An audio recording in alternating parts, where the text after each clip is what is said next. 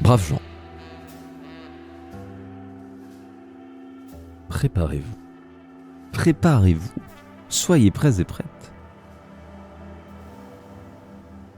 pour cette nouvelle horrifique histoire.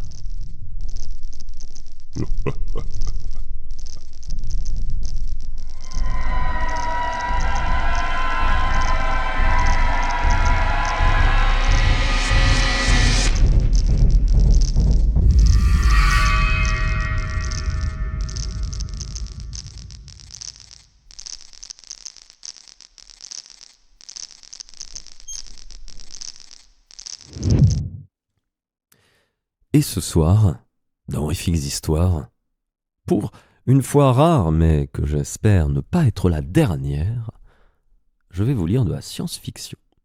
Un petit peu horrifique. D'ailleurs, je vous rassure, ça reste dark. Je vais vous lire Vénus Requiem, une nouvelle de Émilie Kerbalek. Et sur ce, braves gens, une très bonne écoute.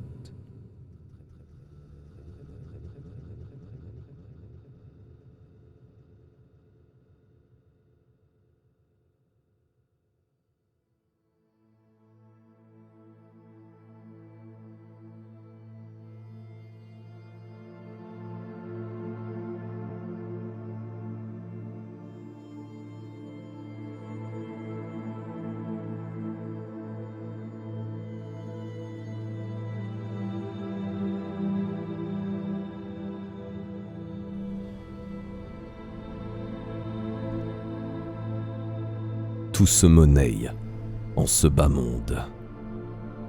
Et la mort ne fait pas exception à la règle. Tel était l'adage de Vénus Janois. Et il lui avait plutôt bien réussi jusqu'à présent. La femme attendit que son groom ait fini de la servir. Puis, elle se saisit de son verre à pied, cristal de roche mercurienne, plus de 2000 dollars la pièce, et fit danser les reflets de lumière dans le liquide ambré, avant de reprendre la parole. Quelle garantie m'offrez-vous ? Le chasseur de tête posa sur la table un rouleau de pellicule et le fit glisser vers Vénus. Vous êtes en train de me dire que je devrais engager 3 milliards de dollars rien que sur la base de simples enregistrements ? Dit-elle en contemplant le rouleau, sans faire mine d'y toucher. Jugez par vous-même, lui répondit laconiquement le chasseur.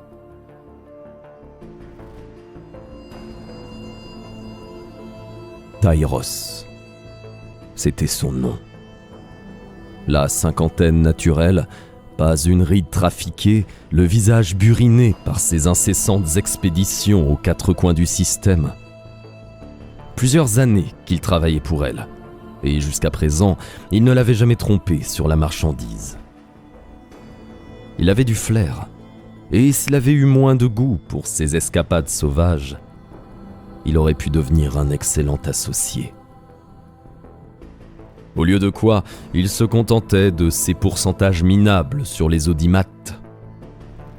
Il est vrai que ses bénéfices suffisaient à lui acheter ce à quoi il tenait le plus, la liberté. Ce n'était pas forcément un choix stupide.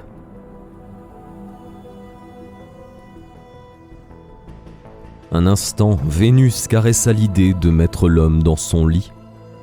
Quel effet cela ferait-il de faire l'amour avec un partenaire aussi naturel ? Un frisson de plaisir, purement imaginaire, parcourut sa peau.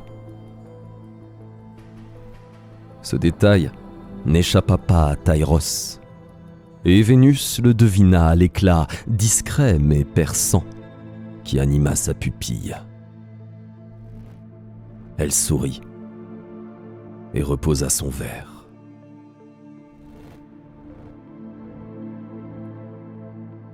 Disons que je me fie à mon instinct. Et fit l'homme avec une nuance amusée dans la voix. Je dois admettre que jusqu'à présent, vous ne m'avez jamais déçu. Elle saisit les rouleaux et les lissa délicatement du bout des doigts. Puis, elle tourna un à un les minces feuillets avec un petit geste précieux. Une crispation délicieuse lui tirailla le ventre à mesure qu'elle découvrait les images. Tyros la fixait avec cet air ironique qu'il avait lorsqu'il prenait l'ascendant sur elle. Bien sûr, se dit-elle, il était le meilleur, et il le savait. Qui d'autre que lui aurait pu dénicher une nouveauté pareille ? L'espace d'un bref instant, elle le détesta.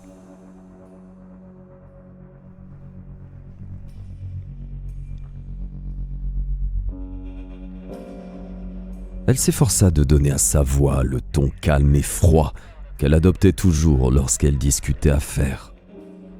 « Où l'avez-vous capturé ?» demanda-t-elle. « Delta de Nigel », répondit-il, laconique. Elle fut tentée de l'attaquer sur ce point. Nigel était une réserve naturelle. Par quel moyen ? Non, mieux valait ne pas mettre le nez dans ces détails. Pas dans l'immédiat. Vous savez que le trafic d'espèces en voie d'extinction est interdit, Tyros. Vous me feriez prendre de gros risques. Le genre de risque qui peut rapporter beaucoup, répondit le chasseur, sans se départir de son sourire.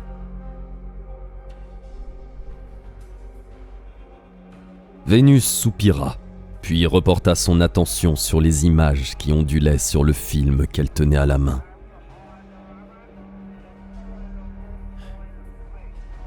« Une delphinienne », murmura-t-elle. « Je croyais s'être assez éteinte. » Elle est sans doute la dernière. Est-elle réellement capable de lire l'avenir ? Une très légère nuance de crainte avait teinté la voix de Vénus. Elle s'en rendit compte et se méprisa pour cela. Elle s'obligea à ne pas baisser les yeux face au regard de Tyros. Gris, comme le ciel implacable de Bahran. Plus que cela, répondit-il. C'est-à-dire ? Tyros marqua une infime hésitation. J'avoue m'être demandé si elle lit réellement l'avenir, ou si elle le façonne, dit-il finalement d'une voix étrangement douce. En tous les cas, elle sait prédire la mort. A-t-elle prédit la vôtre ? Lui demanda-t-elle à brûle-pourpoint. Je sais quand je vais mourir, éluda-t-il. Et il s'étira avec ostentation, brisant la raideur de leur entretien.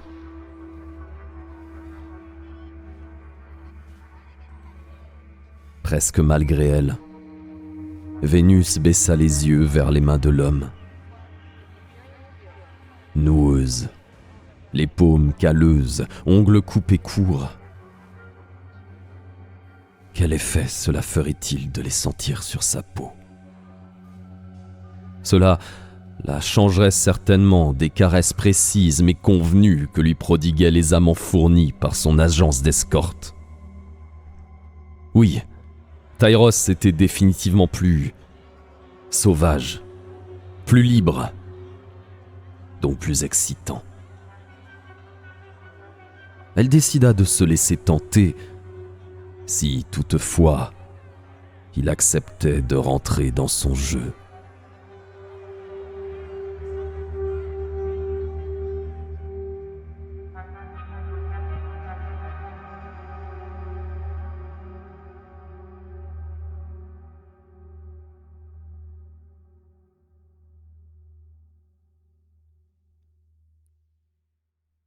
3 ans, lui avait-il dit en la quittant. Le temps nécessaire pour faire l'aller-retour.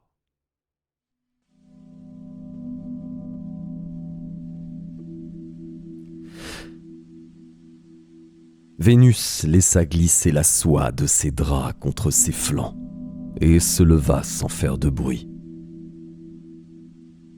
L'escorte entr'ouvrit une paupière et tenta mollement de la retenir. Elle le toisa avec indifférence, ce qui suffit à lui faire comprendre que le moment était venu pour lui de s'éclipser. Il sauta au bas du lit avec la grâce d'un danseur et disparut en lui adressant un dernier baiser soufflé du bout des doigts. Crétin, songea Vénus. La soirée avait été d'un ennui notoire, malgré l'estime, dernier cri qu'ils avaient testé ensemble, et le plaisir, fade au possible. Quel besoin avait-elle aussi de faire appel au talent de ces mannequins calibrés, alors que chaque nouvelle expérience se révélait plus décevante que la précédente? Lentement, d'un pas presque hésitant, elle se dirigea vers la baie vitrée. Les stores s'ouvrirent instantanément à son approche, révélant une nuit claire, nimbée de la clarté diaphane de la lune. Les rayons semblaient pleuvoir en cascade autour de la station atmosphérique, illuminant la mer de nuages qui roulait à ses pieds. Les pics escarpés des Suriadines étincelaient comme des lames d'argent déchirant ce tapis cotonneux de loin en loin. Un panorama sublime que seuls quelques privilégiés pouvaient s'offrir. Et Vénus appréciait d'autant cette situation qu'elle ne la devait qu'à elle-même.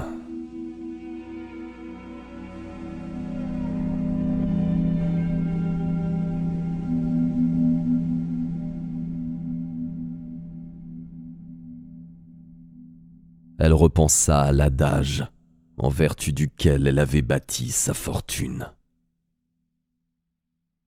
Il y avait 2 choses en ce bas monde pour lesquelles les gens étaient prêts à payer. La mort et le sexe. Tout se résumait à ces 2 pulsions vitales.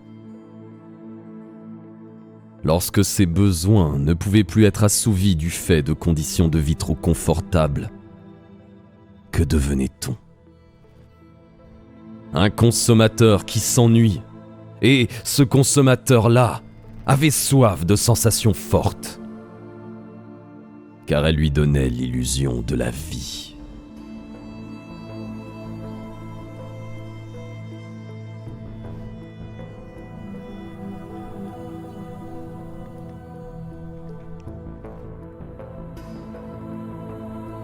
Vénus n'avait que 10 ans lorsqu'elle avait compris cela. Ses parents étaient des ouvriers qualifiés dans l'une des bases agricoles de Bahran. Une colonie, tout ce qu'il y avait de plus minable, où ils s'étaient réfugiés avec un ramassis d'illuminés. Vénus n'aurait su dire si elle avait été heureuse sur Bahran. Son existence avait basculé en un été. Et il y avait comme un mur blanc, aveuglant, entre l'avant et l'après.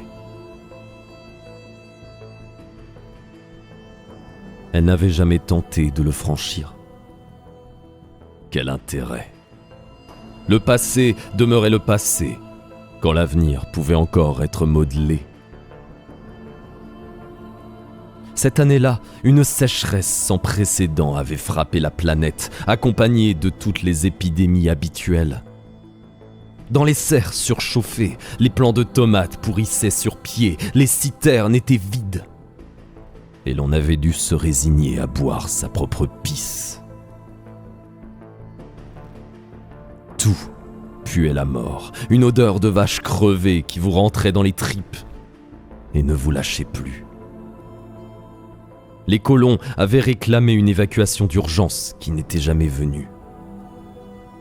Sans doute avait-on estimé que leur vie ne valait pas le coup d'un rapatriement vers une planète plus civilisée. « Attendez le prochain cargo de chargement », leur avait-on répondu. Une équipe médicale de secours avait été dépêchée, mais elle n'avait pas pu faire grand-chose, faute de moyens. Les nouveau-nés et les vieillards furent les premiers à mourir. Puis, ce fut le tour des malades et des infirmes. Il fallut entasser tous ces corps dans des fosses creusées à la va-vite, avant de les asperger d'essence et d'y mettre le feu. Vénus n'avait que 10 ans. Mais elle en était sortie, la haine chevillée au corps.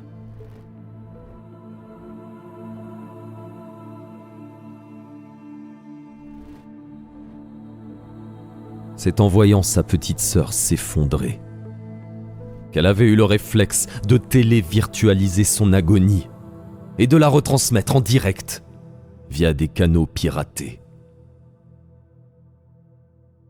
Quoi de plus poignant qu'une enfant assistant impuissante à la mort lente et douloureuse de sa fratrie? En quelques heures, 1 million de connexions avaient été dévoyées des chaînes officielles. Les dons avaient afflué, ce qui avait permis à Vénus et une partie des survivants de payer un passeur pour s'extirper de cette base maudite.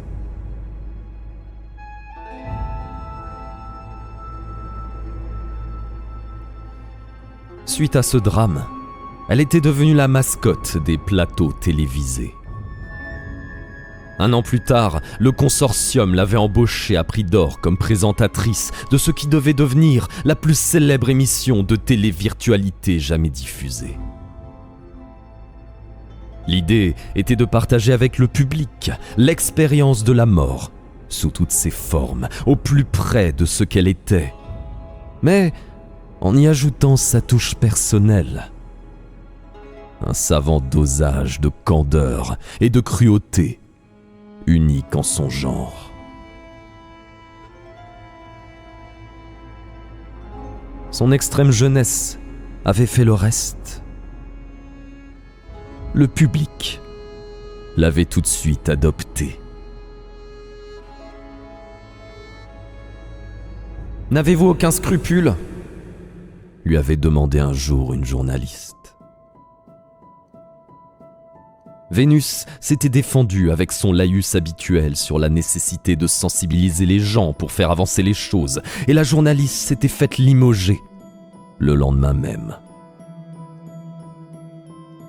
Des scrupules? Non, Vénus n'en avait pas.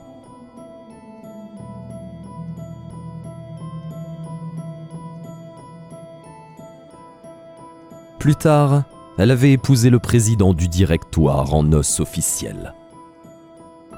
Elle n'avait que 14 ans et lui en comptait 70. Mais les avantages évidents d'une telle union valaient bien le sacrifice de sa virginité. La fatalité avait voulu que son protecteur disparaisse brutalement quelques années à peine après ce mariage. Elle était ainsi devenue, à moins de 30 ans, la plus puissante veuve de l'univers connu.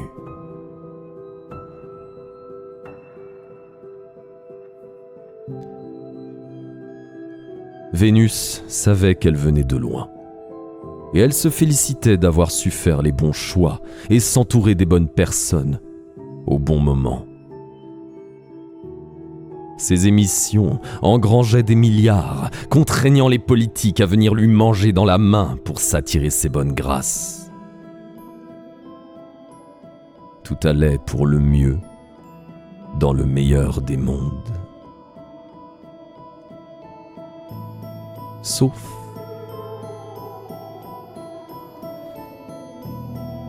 Sauf que depuis quelque temps, la mort sale ne se vendait plus aussi bien. Les spectateurs étaient las de ces sempiternelles scènes d'horreur qui les obligeaient à faire face à leur mauvaise conscience. Déjà, des critiques s'élevaient au sein même du directoire. Il devenait urgent de trouver une autre approche, plus ludique, peut-être. Vénus laissa échapper un imperceptible soupir.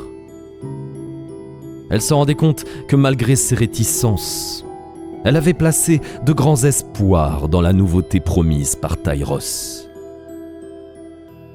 Trop, jugea-t-elle.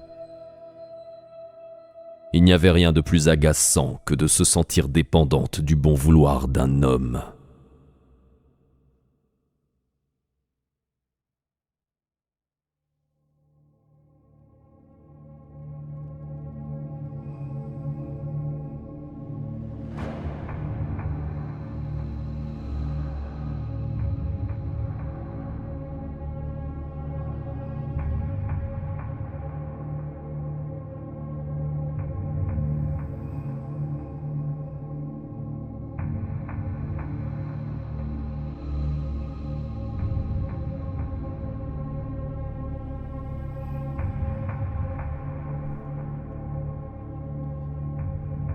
Le chasseur de tête, cependant, ne lui fit pas défaut. Son arrivée avait été annoncée pour 23h10, temps local, et la navette apparut dans le ciel nocturne à l'heure dite. Vénus sentit son pouls accélérer, tandis que le pilote engageait les manœuvres d'approche à la verticale de la zone d'atterrissage. La nuit était douce. Mais à cette altitude, le vent soufflait toujours avec force, rendant l'opération délicate. Rien d'insurmontable, la rassura l'officier des douanes qui attendait avec elle. Vénus ne releva pas sa remarque. Elle le payait suffisamment cher pour ne pas avoir à feindre en prime un intérêt qu'elle n'éprouvait pas. Mais il n'avait pas tort. La navette se posa sans difficulté apparente, exactement à l'endroit indiqué. Moins d'une minute plus tard, une écoutille latérale s'ouvrait et le haillon s'abaissait, laissant débarquer un Tyros en combinaison de vol bronze et argent. Et, bien qu'elle se fût préparée à ces retrouvailles, Vénus ne put s'empêcher de ressentir une boule à l'estomac lorsqu'elle vit son amant. Le chasseur se dirigea vers elle d'un pas nonchalant. Vénus observa malgré elle la plastique élancée de son corps moulé dans son vêtement. Et elle se jura de se débarrasser de lui avant qu'il ne prenne trop de place dans sa vie.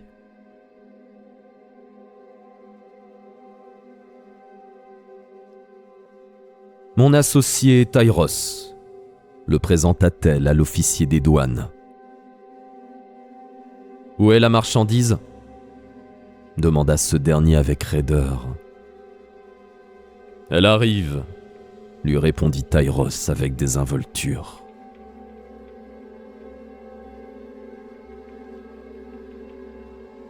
Tous les regards se braquèrent vers le tarmac, où venait d'apparaître un petit groupe composé de 4 trolliens à la mine patibulaire, encadrant une cage montée sur suspenseur. La cage devait bien faire 3 mètres de hauteur sur 2 de large. Une silhouette menue venait à sa suite. Une trollienne avec ses 3 paires de mamelles pendant sur le traditionnel pagne de cuir rouge. Sans doute la dompteuse. Tyros leur fit signe d'approcher. Les trolliens allèrent la cage jusqu'à l'endroit où ils se trouvaient. Les écrans de protection semi-opaques ne laissaient deviner qu'une forme vague à l'intérieur.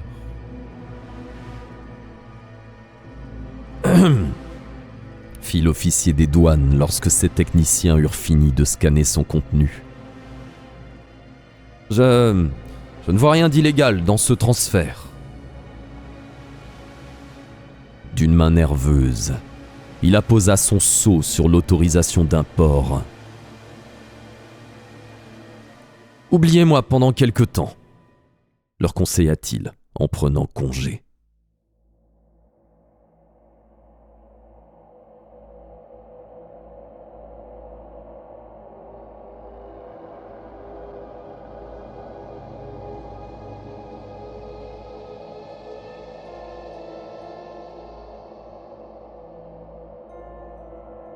Une fois seul avec Tyros, Vénus put laisser libre cours à sa curiosité.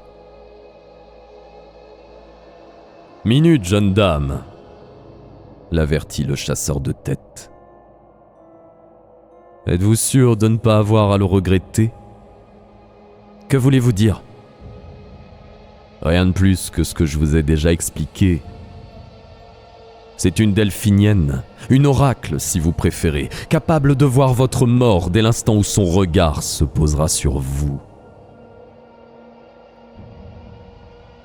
Je peux ouvrir les volets de protection, mais c'est à vos risques et périls. J'ai payé 3 milliards de dollars pour prendre ce risque, répliqua sèchement Vénus. Très bien. L'homme ordonna à la dompteuse d'actionner l'ouverture des écrans. Vénus ne remarqua d'abord rien de spécial. La cage semblait vide ou seulement habitée par une sorte de halo de lumière blanche, sans forme précise. En un sens, cela l'arrangeait. Malgré ses belles paroles, la perspective de contempler sa propre fin ne l'enchantait pas particulièrement.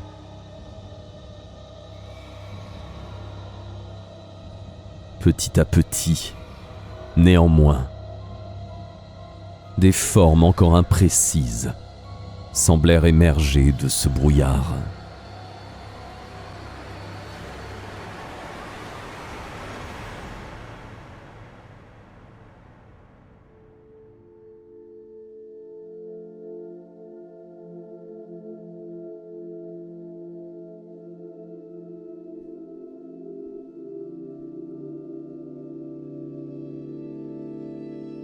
Sans qu'elle puisse dire pourquoi, Vénus se mit à trembler, comme si la température ambiante avait chuté d'un coup. Elle serra frileusement les pans de sa veste contre elle, sans réussir à se réchauffer.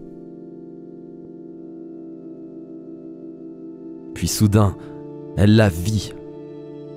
Une jeune fille diaphane, presque une enfant, longue et mince comme une algue bleue, ondulant au gré d'un courant invisible. Dans son visage émacié, ses yeux paraissaient dénués de pupilles.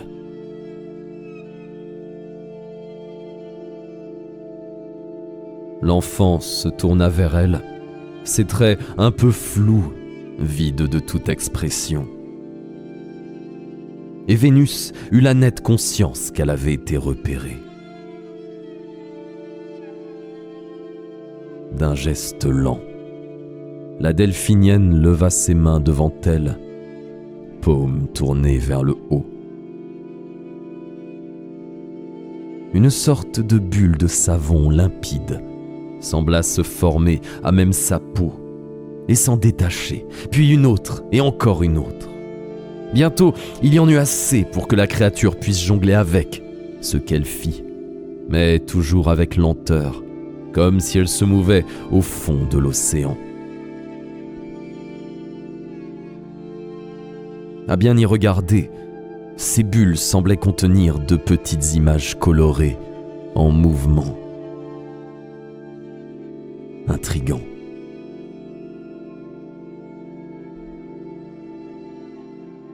Vénus! Vénus! Vous m'entendez? Vénus sursauta vivement. Elle réalisa qu'elle avait totalement oublié la présence de Tyros et qu'elle s'était dangereusement approchée de la cage. Elle frissonna, à nouveau consciente de la sensation glacée qui lui coulait dans les veines. Tyros ordonna la fermeture des volets, ce qui eut pour effet de l'arracher complètement à sa vision. Effrayant, n'est-ce pas? Lui demanda l'homme en lui prenant le coude. Il l'entraîna vers les ascenseurs. Cette nuit-là, Vénus fit l'amour sans stime, avec une ardeur qu'elle n'avait jamais cru pouvoir éprouver. Aussi parvint-elle presque à oublier l'image sidérante de la créature en train de jongler avec ses bulles translucides, où dansait, elle ne savait quel reflet coloré.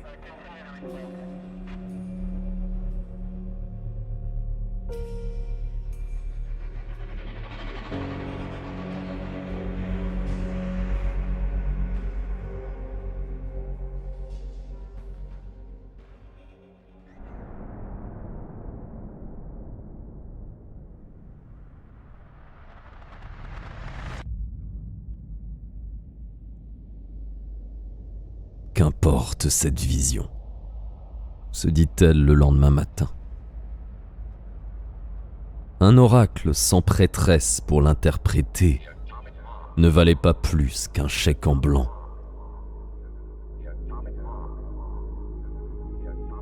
Sous le jet vaporeux de la douche, elle déroula la multitude de scénarios qu'elle avait envisagés pour tirer profit de son acquisition.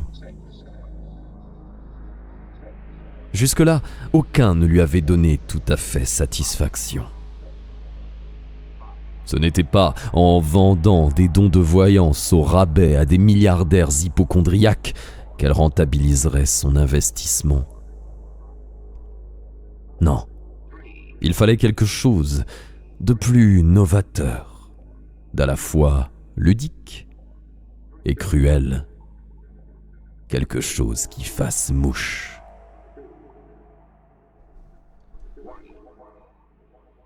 L'idée lui vint à l'instant même où elle se remémorait sa vision de la veille.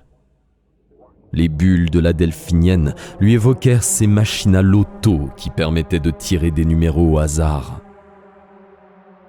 Une pointe d'excitation lui titilla le cœur, et elle sut qu'elle venait de trouver le bon filon. Une immense loterie humaine, avec des paris faramineux à la clé. Voilà la solution. Mais pour frapper fort, il fallait que les morts annoncées concernent autre chose que de simples kidams. Non, il fallait des célébrités.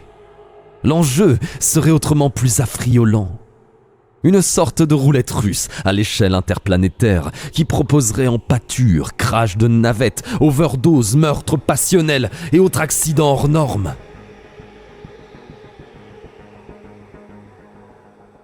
La presse people regorgeait de faits divers de la sorte. Bon, il y avait bien quelques détails à régler, mais le principe de base serait des plus simples. La delphinienne désignerait une douzaine de personnalités, parmi lesquelles une au moins devrait trouver une mort violente dans les 30 jours à venir. Le public serait ensuite invité à lancer les paris. Quand surviendrait le dit trépas, ceux qui auraient misé sur la bonne victime empocheraient une partie substantielle des gains. À ces bénéfices s'ajouterait une option payante qui donnerait accès à la télévirtualisation des derniers instants de vie du ou de la disparue. Une partie des profits serait d'ailleurs reversée aux familles, ce qui devrait suffire à museler les grincheux. Vénus sortit de la douche avec un sentiment de triomphe. Ce programme ferait un tabac, se dit-elle en exposant son corps au flux tiède de son séchoir. Quant au recrutement des candidats potentiels, elle ne doutait pas que l'appât du gain soit tel qu'on la supplierait bientôt d'avoir le privilège de participer à son émission. Et qui oserait l'attaquer si tout se déroulait sur la base du consentement mutuel ?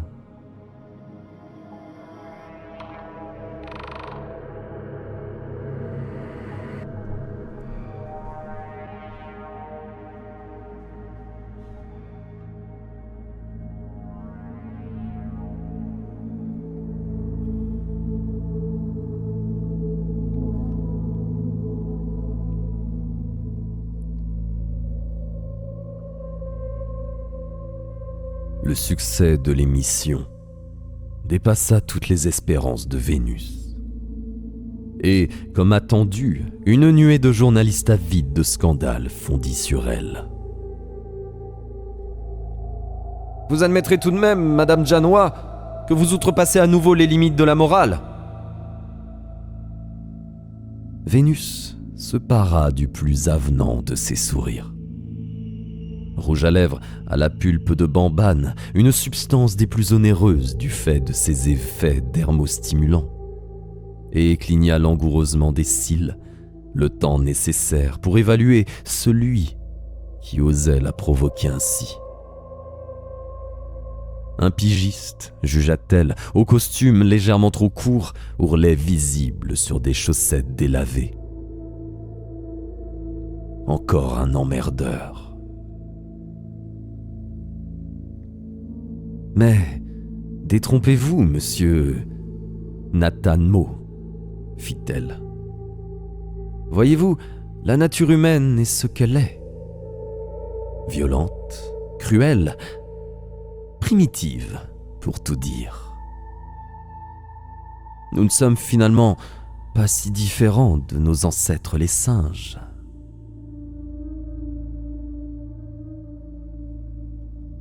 Le journaliste l'écoutait, bouche bée, les yeux papillonnant entre ses lèvres, son décolleté et ses jambes qu'elle décroisa puis croisa ostensiblement à son attention. Le vibrato discret de l'enregistreur indiquait que pas une miette de leur conversation ne serait perdue. Regardez donc autour de vous.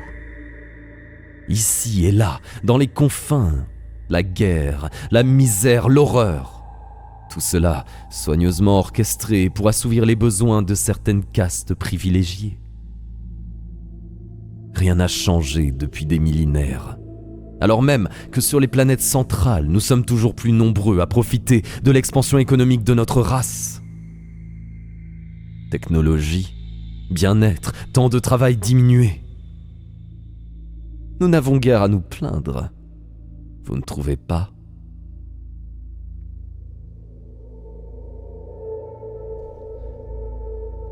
Le jeune homme déglutit en la voyant entr'ouvrir à nouveau les jambes. Elle tira discrètement sa jupe sur ses genoux, avec un air faussement pudique. Puis reprit. Dans cette société de plus en plus aseptisée, que deviennent nos instincts les plus bas ? Fit le journaliste. Ne me dites pas que le confort les a annihilés. Madame, c'est un point de vue, s'embrouilla le journaliste. Un point de vue ? Allons, monsieur Natamo, soyez honnête avec vous-même pour une fois. Ce réservoir de pulsions primitives est toujours là, bouillonnant à petit feu au fond de nos consciences bien disciplinées. Imaginez une cocotte sous pression, mais sans soupape de sécurité. Vénus passa une langue humide sur ses lèvres, puis secoua la tête d'un air navré. Notre société est un paradoxe en soi, reprit-elle. D'un côté, nous ne cessons de repousser les frontières de la mort. Toujours plus de sécurité, plus de richesse matérielle, plus de consommation. la plupart des maladies éradiquées. Rendez-vous compte, un humain moyen peut espérer vivre 160 ans s'il ne rencontre aucun accident de parcours. Et je ne parle même pas de ceux que la vie a placés au sommet de la pyramide. Et pourtant, la mort est partout. Vous ne la sentez pas ? Le journaliste regarda autour de lui, narine frémissante. Je ne suis pas certain de bien vous suivre, Madame Janois. Ce que je veux dire, Monsieur Natamo, reprit Vénus avec force, c'est qu'une société où les instincts primaires sont muselés est une société qui se meurt. L'humanité s'ennuie à mourir, Monsieur Natamo, à mourir. D'ailleurs, dites-moi, n'avez-vous jamais eu recours aux stims pour augmenter vos sensations ? L'homme rougit légèrement et secoua la tête sans conviction. Vénus poursuivit. Plus de danger de mort, plus d'adrénaline. Plus d'adrénaline, plus de plaisir. Voilà, tout est dit. Donc moi, Vénus Janois, je fournis au spectateur ce que son existence ne lui offre plus. Du rêve, du sexe, de la mort, des sensations. De la vie, en somme.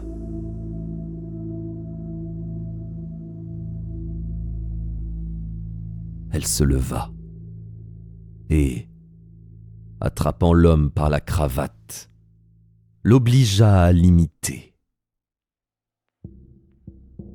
Le journaliste fit mine de chercher son enregistreur, mais elle l'entraîna vers les stims qu'elle avait fait installer à leur intention. « Allez, fichez-moi ces senseurs dans votre crâne et allongez-vous. » Et, lui montrant l'exemple, elle prit place sur la couchette située à droite et colla les minuscules ventouses organiques à ses tempes.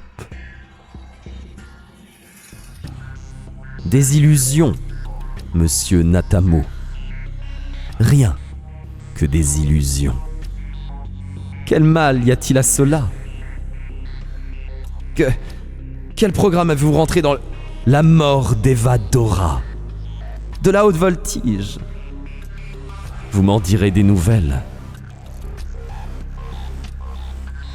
Le journaliste s'affala sur sa couchette, terrassé par ses arguments imparables. La mort d'Eva Dora était l'une des meilleures ventes de l'année. Un succès interplanétaire phénoménal, de loin le plus rentable depuis le démarrage de l'émission. L'instant d'après, Vénus se retrouva seule avec une vague conscience de la présence de l'autre mollusque dans la reconstitution virtuelle. Tout de cuir vêtu, à cheval sur son turbo, elle filait à vive allure sur une route escarpée en bord de mer. Eva Dora avait des goûts de luxe. Les vivre dans sa peau représentait une expérience hors du commun. Le vent giflait la visière transparente de son casque et ses cheveux libres claquaient follement dans son dos. Tout était là. L'odeur piquante des résineux qui poussaient en bordure de ravins, la poussière crayeuse qui montait à chaque fois que les suspenseurs surchauffés faisaient gicler le gravillon des bas-côtés. Le cuir chaud qui exhalait un parfum âpre, presque animal. Entre ses cuisses, la vibration puissante du moteur montait dans son bassin. La diva négocia avec virtuosité un premier virage, puis un second. Une ligne droite s'ouvrit devant elle, et elle accéléra, ivre de vitesse. Vénus ne se lassait pas de cette folle sensation. Eva, une femme forte qui n'avait consenti à se prêter au jeu que pour rembourser des dettes faramineuses accumulées par son mode de vie tapageur. pour les payer. Elle les avait payés, ou du moins son agent. Car, en ce qui la concernait elle,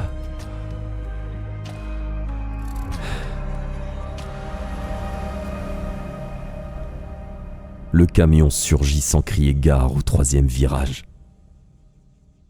Le cœur d'Eva bondit brutalement dans la poitrine, décharge d'adrénaline maximale. Elle tenta de décrocher sur la droite.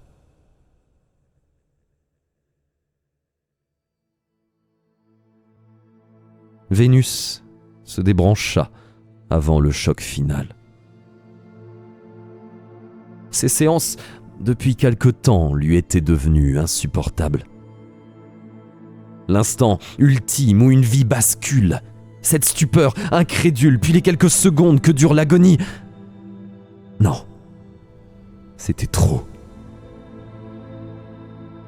Le cœur encore affolé, elle jeta un coup d'œil sur la couchette voisine, inquiète à l'idée que son invité ait pu se débrancher en catimini et assister à sa défaite sans qu'elle s'en rende compte.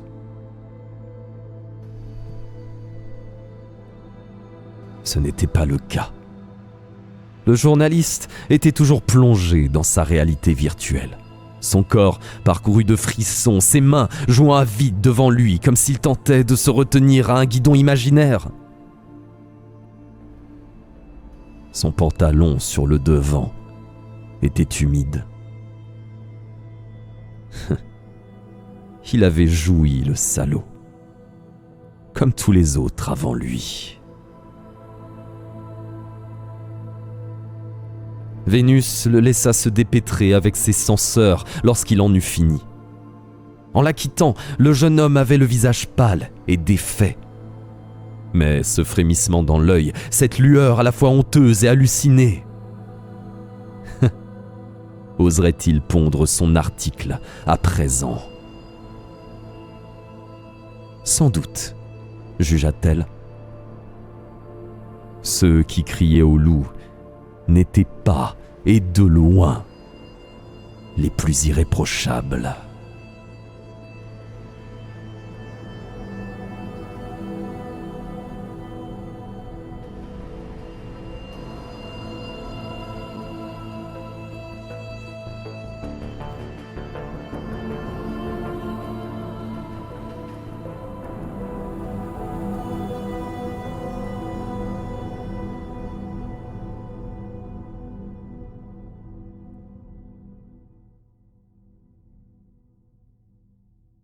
Trois semaines plus tard, les encarts nécrologiques annonçaient la mort du journaliste, retrouvé disloqué au bas de sa tour.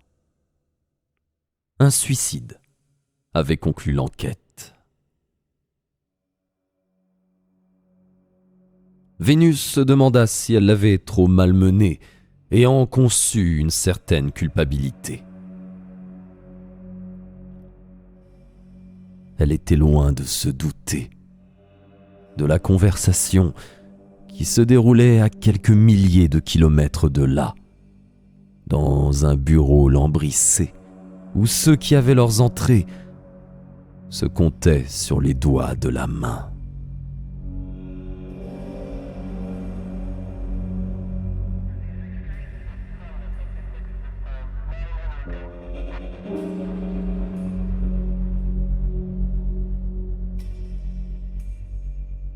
Je ne joue plus. Tyros ne remarqua aucun changement dans le masque immobile du visage de Félicien Saclot. La peau grumeleuse de l'homme politique lui faisait penser à celle d'un crapaud en fin de vie. Et il se dit que c'était exactement ce qu'il était. Un batracien centenaire tapi dans son antre, guettant la proie qui oserait s'aventurer trop près.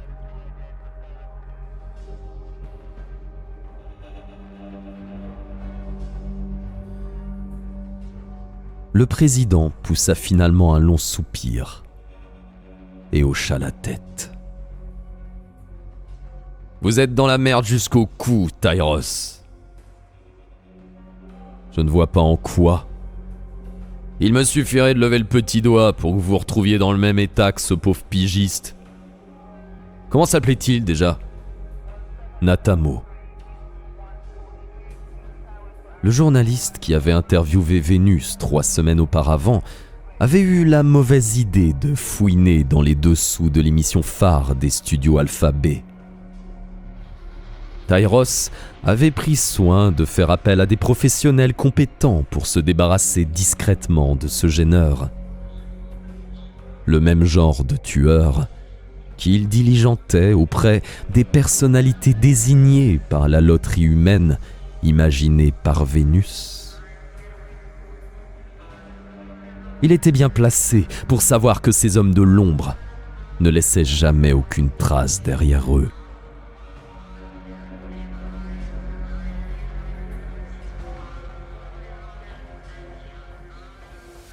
Tyros tapota son crâne avec son index.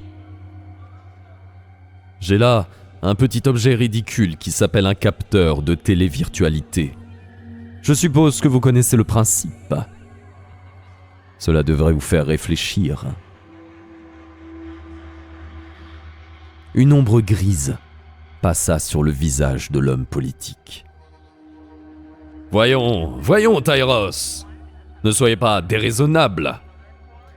Vos électeurs n'aimeraient pas apprendre que la fabuleuse loterie d'Alphabet n'était qu'un canular. »« Mais pourquoi maintenant ?» fit remarquer Félicien Saclo. « Vous y perdriez beaucoup. »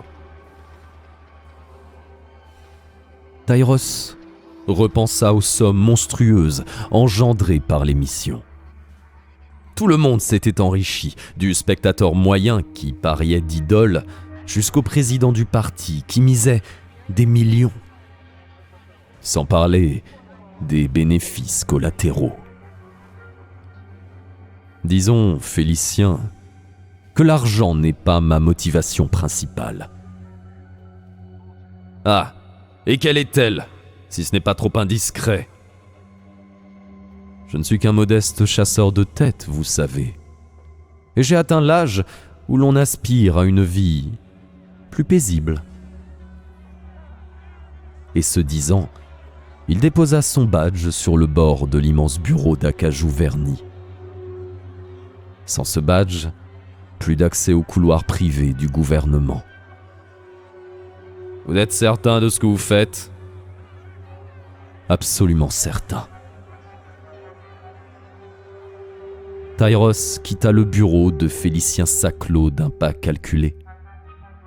Il pouvait presque sentir le regard venimeux du politique lui lécher le dos. Le secrétaire personnel de Saclo le prit en charge jusqu'à la terrasse où l'attendait son taxi-plane. Quelle manie avaient ces puissants de vouloir flotter au milieu des cumulus. En attendant, leur combine bien terre à terre avait permis au parti de renflouer ses caisses, et lui, Tyros, avait mis suffisamment de côté pour finir ses jours tranquilles. Mais cela ne durerait pas. Cette loterie était une bombe à retardement, sans parler de la paranoïa de son ex-employeur, qui trouverait bien un moyen de contourner sa menace. Il était temps de prendre le large. Et vite. Restait juste à convaincre Vénus.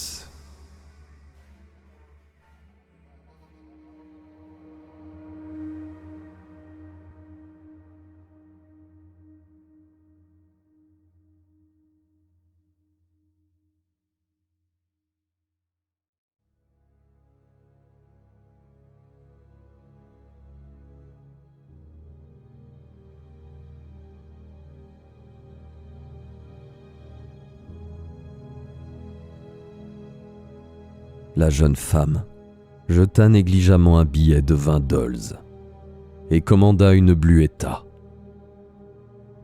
Le barman lui lança une œillade mauvaise et s'empara du billet sans un mot.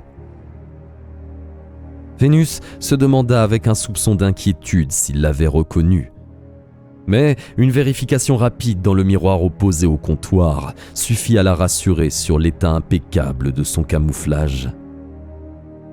Au lieu de la grande néo-africaine aux abondantes tresses rousses qui faisaient régulièrement la une des pages économiques, il avait devant lui une blondasse quelconque, au maquillage outrancier, une pouffe bas de gamme, comme on en croisait dans ce genre d'endroit. Rien qui puisse lui mettre la puce à l'oreille.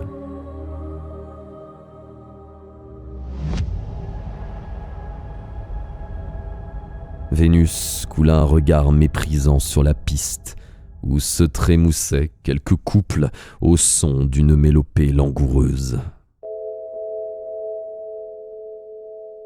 Peinture criarde, guirlandes de fleurs en papier pour le côté exotique, table bancale, chaises au dossier poisseux.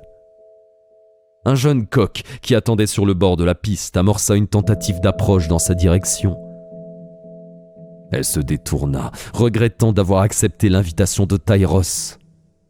Pour la millième fois depuis qu'elle en avait fait son amant, elle se reprocha sa faiblesse. Elle aurait dû mettre un terme à leur relation depuis longtemps. Au lieu de quoi... Le barman posa bruyamment la coupe de Bluetta devant elle, ce qui eut pour effet d'infléchir le cours de ses réflexions. Les minuscules bulles qui s'élevaient dans le liquide turquoise lui rappelèrent celles plus rebondies auxquelles elle s'efforçait de ne pas penser. Le cauchemar qui la hantait depuis que la delphinienne lui avait montré le visage de sa mort était devenu au fil des mois plus oppressant que jamais. Vénus ne voulait pas se l'avouer. Mais elle comprenait à présent la mise en garde de Tyros. Chaque nuit, le même rêve se répétait. Elle se tenait devant un mur de lumière infranchissable. Le mur s'effritait comme du verre pilé et découvrait la créature cachée derrière. Celle-ci tournait vers elle son regard phosphorescent et levait ses mains vers le ciel, laissant les bulles se détacher de sa peau avec une lenteur aquatique. Chacune de ces bulles renfermait la vie d'un des êtres qu'elle avait enterrés au fil de son ascension sociale. Chaque mort avait eu son utilité. Celle de sa petite sœur pour commencer, celle de Feu son mari. Des morts dont elle n'avait pas la responsabilité, mais qu'elle avait su exploiter sans état d'âme. La delphinienne commençait à jongler. Une première bulle lui échappait et éclatait au sol comme un ballon de cristal. Puis une deuxième. Vénus sentait l'angoisse l'étouffer peu à peu, comme un bâillon. « Je ne veux pas mourir !» voulait-elle hurler. Mais les mots n'atteignaient jamais sa bouche.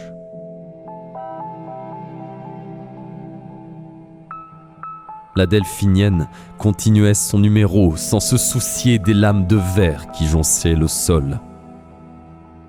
Une troisième bulle éclatait aux pieds de Vénus. Il n'en restait plus que deux.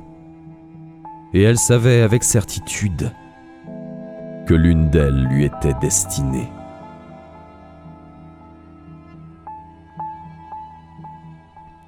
Le rêve s'interrompait toujours avant que la dernière bulle ne soit brisée, et elle se réveillait en sursaut, le corps imbibé d'une sueur froide et aigre.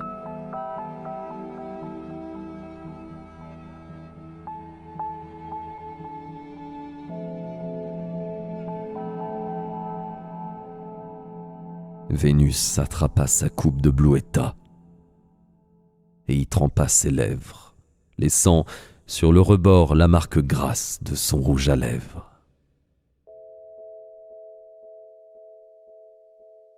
Ce rêve, songea-t-elle, était plus qu'un simple présage de mort. Son interprétation était la suivante. la loterie qu'elle avait mise au point finirait par causer sa perte. Comme à chaque fois qu'elle en arrivait à cette conclusion, elle se sentit accablée par un sentiment de fatalisme mêlé d'impuissance. Par cette faille s'introduisait dans sa tête une musique dont elle se serait bien passée. Un requiem obsédant qui la rendait de jour en jour plus nerveuse.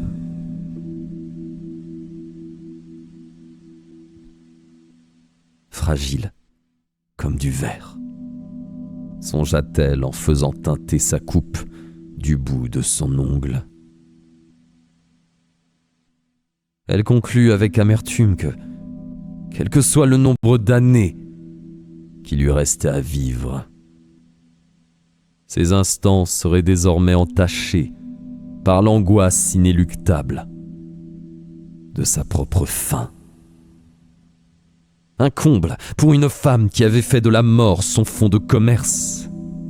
Elle, qui se croyait immunisée à vie contre toute forme de sensiblerie depuis le désastre de Baran, voyait à présent se fracasser toutes ses convictions contre le mur de sa prison intérieure. À la mienne, se moqua-t-elle en vidant sa coupe.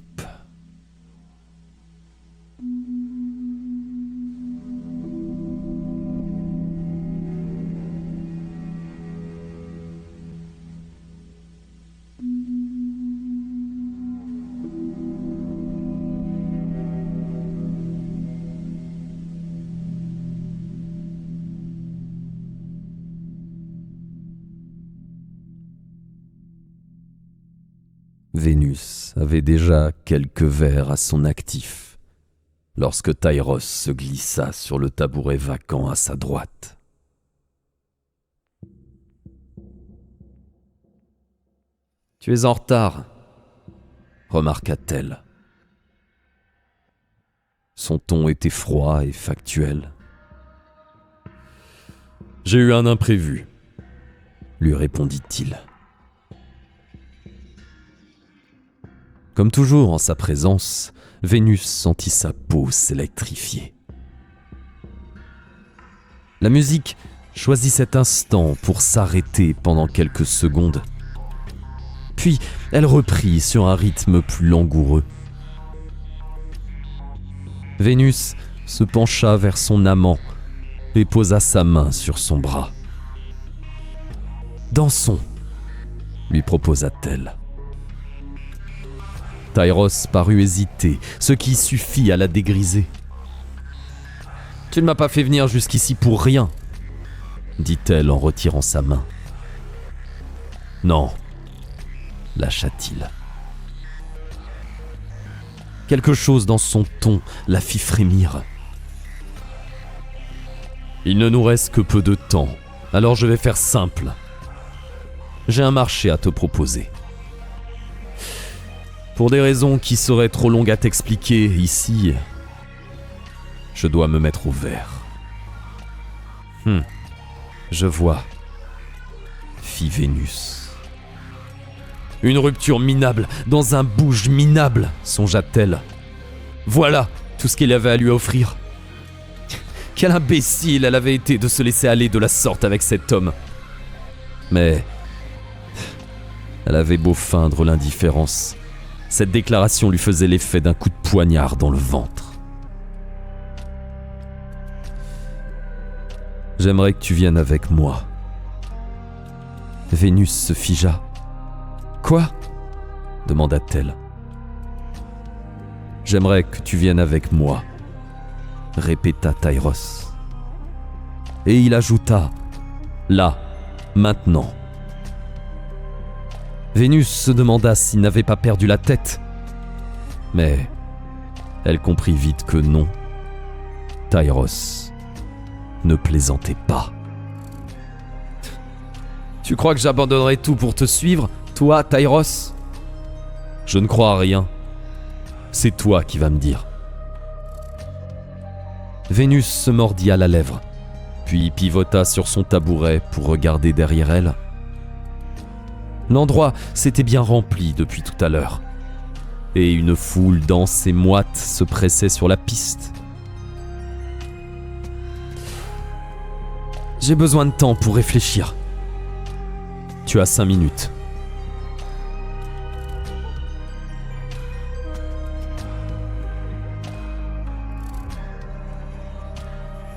Vénus posa la coupe fraîche contre sa joue, le regard perdu. Quelque chose de grave avait dû se produire pour qu'il en arrive à ses extrémités, songea-t-elle. Mais quoi ? Du coin de l'œil, elle vit une femme s'avancer et entamer une danse lente, en dehors du rythme imposé par la sono. Les couples s'écartèrent pour lui faire place, et bientôt la danseuse solitaire devint le centre de toutes les attentions.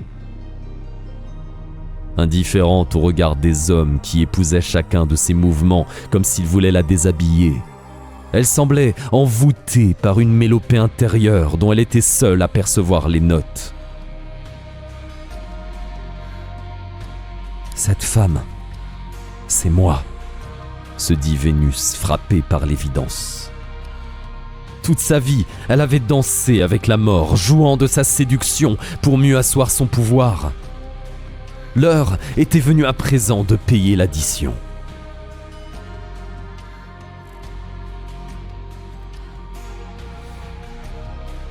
Lorsque le morceau fut terminé et que la danseuse fut retournée s'asseoir, Vénus avait pris sa décision.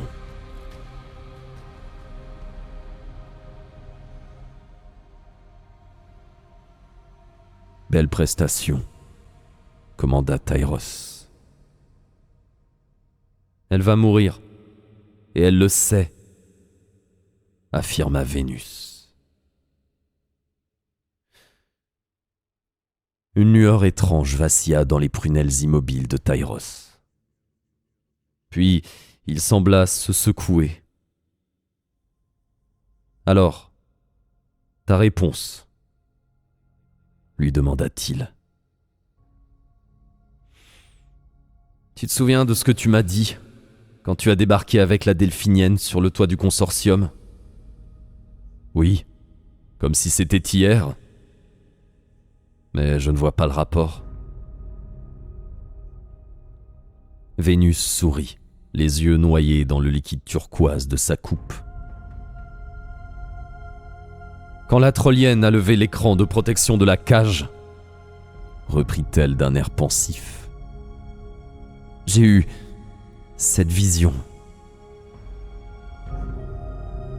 Une moue fugace fit trembler la lèvre supérieure de Tyros. Mais Vénus était toujours plongée dans la contemplation des bulles qui montaient du fond de sa coupe en fin filet ininterrompu. « Je vais crever, Tyros, » lâcha-t-elle. Cette fois-ci, elle lui fit face et son embarras manifeste ne put lui échapper. « Qu'est-ce qu'il y a ?» demanda-t-elle. Son amant sembla hésiter. Puis, il détourna le regard. Ce n'était qu'un hologramme. Hein ? La Delphinienne. Un instant, Vénus eut la vision du mur de lumière éblouissante et de la créature jonglant avec ses bulles. Puis, ses pensées s'agglomérèrent d'un coup et une formidable colère monta en elle, balayant la stupeur qui l'avait d'abord paralysée. Saisissant sa coupe pleine, elle le jeta à la figure de l'homme. Tyros s'essuya calmement le visage avec une serviette en papier attrapée sur le comptoir. Évidemment, songea Vénus. Il n'était pas du genre à prévoir des mouchoirs avec ses initiales brodées dans sa poche de revers. « Bien, fit-il lorsqu'il se fut nettoyé. Alors maintenant que la messe est dite, quelle est, s'il te plaît, ta réponse ? Va te faire foutre. Voilà ma réponse. » S'emparant de son sac à main, elle jeta sur le comptoir de quoi régler leur consommation à tous deux et se leva. Et leur histoire aurait pu en rester là, si Tyros n'avait été un chasseur expérimenté. Plus amusé que vexé, il lui emboîta le pas.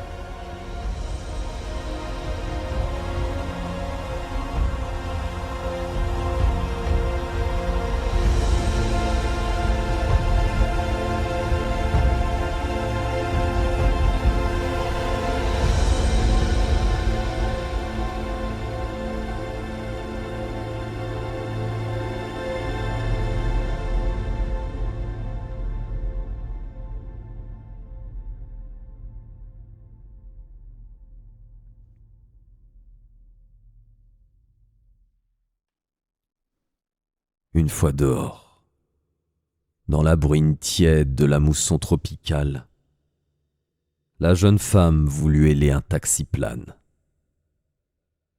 Son chauffeur l'attendait à quelques blocs de distance, mais elle n'avait aucune envie de traîner le long de cette rue infâme aux pavés glissants. Malheureusement, tous les véhicules affichaient complets, et elle dut se résigner à aller à pied en maudissant celui qui l'avait mise dans une situation aussi humiliante.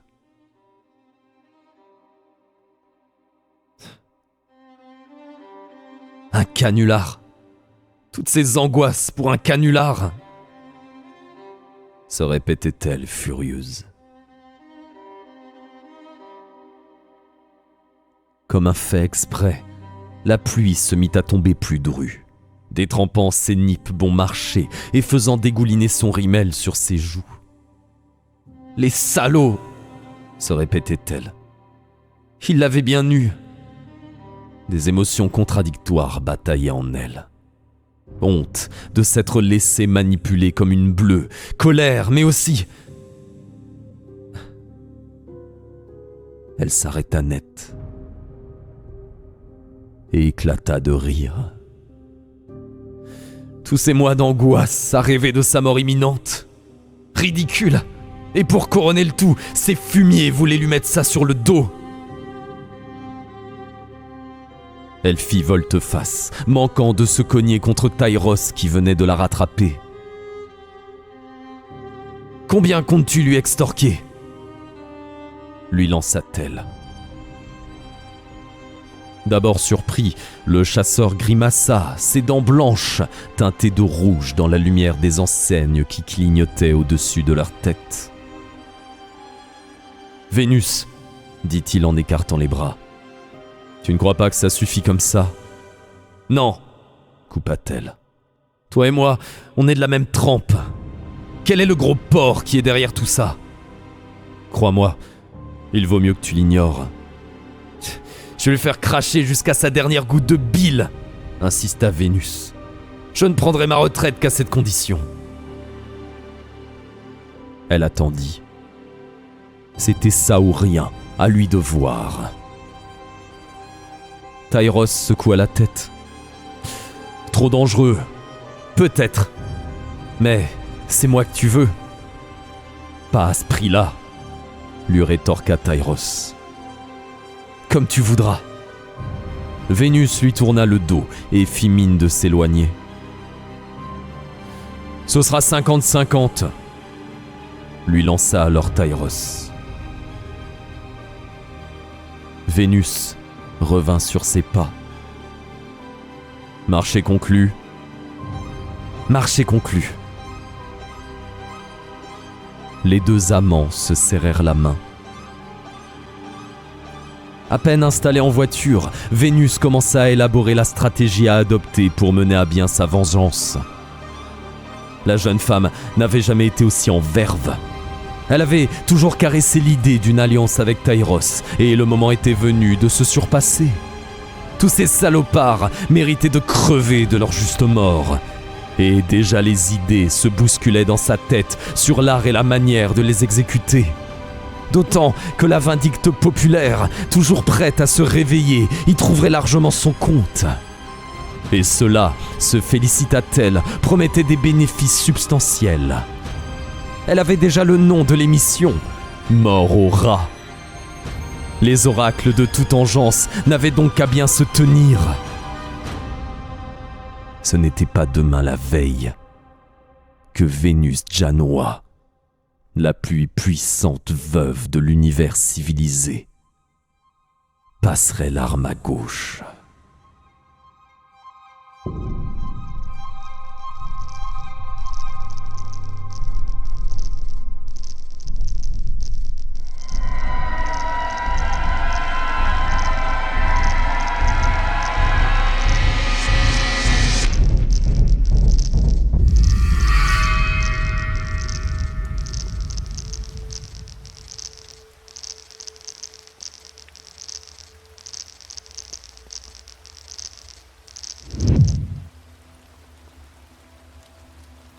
Et c'est une fin d'histoire.